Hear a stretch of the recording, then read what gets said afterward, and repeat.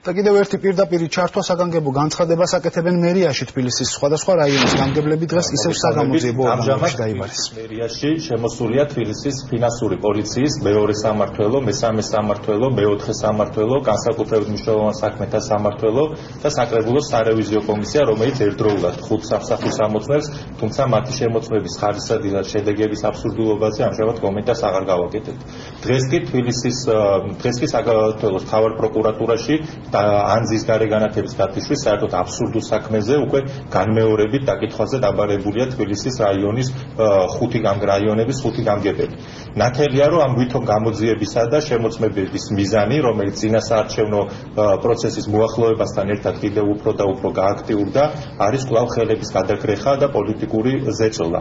ხოლო მიზანი კი ნათელია, რომ საარჩევნო პროცესს ჩამოაშორონ ის ადამიანები, ვინც თავიანთი პროფესიონალიზმის თუ სამუშაო გამოცდილებიდან გამომდინარე და განსაკუთრებით ეს სიტყვის რაიონის გამგებლებზე მათ რეალურ კონკურენტებად აღიქმევიან საარჩევნო პროცესის მიმდინარეობისას და მეორეს მხრივ ქართული ოცნების უმრავლესობის სულად აბსურდული და დაუსაბუთებელი ახირებების გამო ჩაგდებული ბიუჯეტით თბილისელებისათვის გამოწვეული პრობლემების გადაფარვის უაზრო მცდელობა.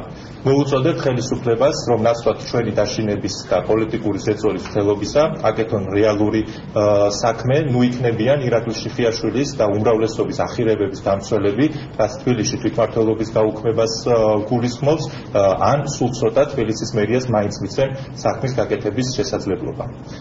მადლობა. როგორც გამგებელმა დაურდოს სიტყვით სამომავლოდ ირაკლიმ თქვა, სამწუხაროა, რომ ადგილობრივი თვითმმართველობის არჩევნების მოახლოებასთან ერთად ცენტრალური ხელისუფლების ქმედება კულმინაციას აღწევს და რეალური საბრძოლო ველი გამართეს დედაქალაქის მერიაში.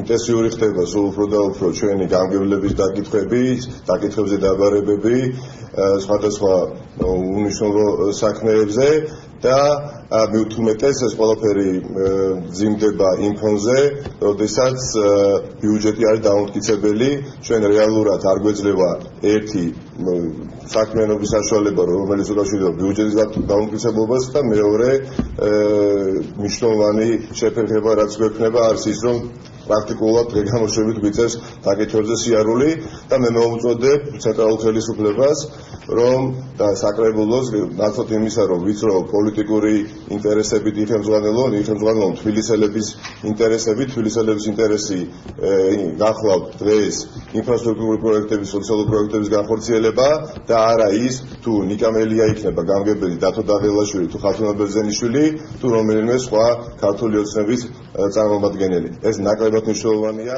ნებისმიერი თბილისელის. ეს იყო პირდაპირი ჩართვა თბილისის მერიიდან.